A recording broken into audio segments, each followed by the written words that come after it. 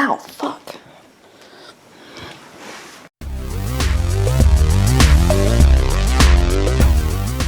Hey, it's Sue in the restricted section. Today I'm doing my Diverseathon / Slowathon wrap-up. So these readathons actually ended up going pretty well for me, unlike the underhyped books readathon that I did last week, which was pretty much a fail on my part.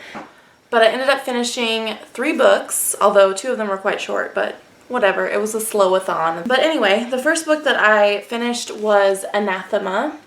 This is volume 1, The Evil That Men Do. And it's by Rachel Deering, Christopher Mooneyham, and Wesley St. Clair. And this is a graphic novel, obviously, about 2 women, Sarah and Mercy, who are in love, and they are caught by Sarah's father, who's puritanical. This is set in sort of like, I would guess like the Dark Ages, around that time period. I don't think it specifically says what time period it is, but yeah, so Sarah's puritanical father catches them and burns Sarah at the stake, but as she's being burnt, this creature like steals her soul. And I won't go into the whole backstory of that because I don't want to like spoil the entire thing, but basically Mercy then wants to, in order to save Sarah's soul, takes on the power of the werewolf. So she turns into a werewolf and goes to hunt down this creature and free her lover's soul. And I really liked this. The artwork is, I love the artwork. I think it's awesome. It's really dark and I really liked this where she's like transforming into the werewolf.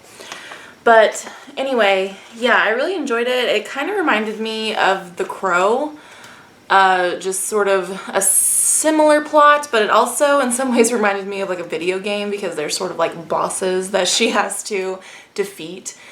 But the only thing that sucks is that it did like end abruptly. There's no conclusion in this volume, and I don't know, from what I read on Goodreads, I'm not sure if there's going to be a volume 2. I hope there is. This was published last year.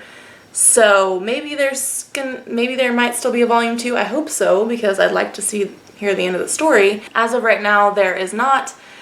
But I ended up giving this 4 stars. I quite enjoyed it. In regards to diversity, you know, there's obviously lesbian protagonists here, and I'm not sure I really learned all that much from it. I mean, obviously you can see how, you know, lesbians were persecuted as well. I think you do mostly hear more about, you know, homosexual men being persecuted, which I think probably was more prevalent, but you don't often hear stories of 2 women being persecuted.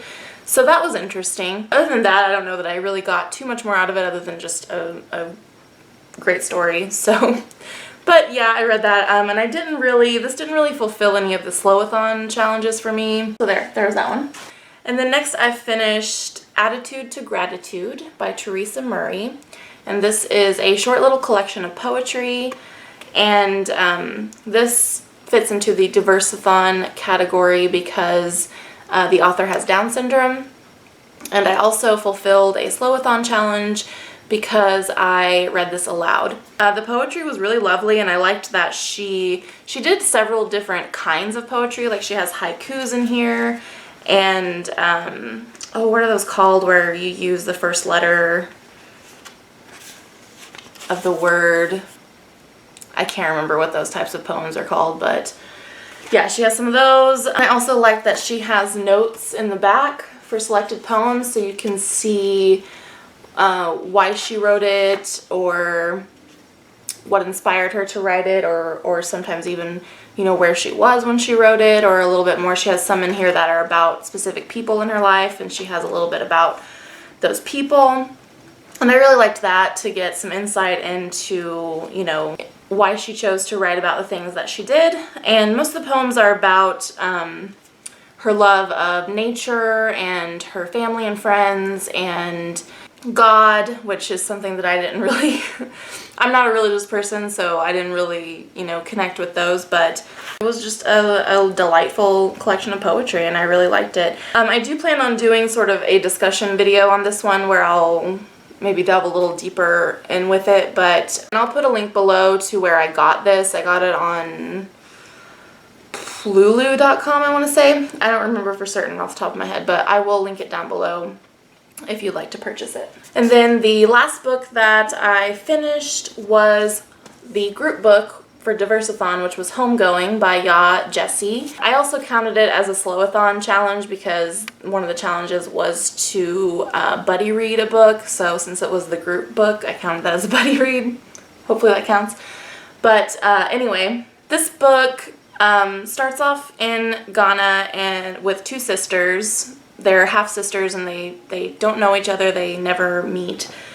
But one of them is married off to an Englishman, and the other one is sold into the slave trade. And this is in, I think, the late 1700s is when it starts, mid to late 1700s. Then the rest of the book follows their lineage all the way up until, I think it's 1980s at the end of the book. Could be later than that, but I think it's around the 80s. And this book most definitely lived up to the hype for me. It was so good. I really, really enjoyed it. Each chapter is the next generation, about the next generation and their family. And so even though you only get one chapter about each person, I still felt connected to those people. I think maybe it's because they were all related, and you would sort of like hear a little bit about the person, you know, whoever they were talking about in the previous chapter would be mentioned again in the next chapter, because they would be the mother or father of whoever they were talking about next, you know. And so, yeah, I felt pretty, you know, connected to the characters, even though there wasn't as much character development as there would be in most books. In the beginning, the first woman they're talking about, what's her name? Essie. Essie is sold into slavery and ends up in America. And so you follow where her ancestors end up in America, and then you also follow where her sister, Effia, I hope I'm saying names correctly, I'm probably not, but you also see where her family ends up in Africa.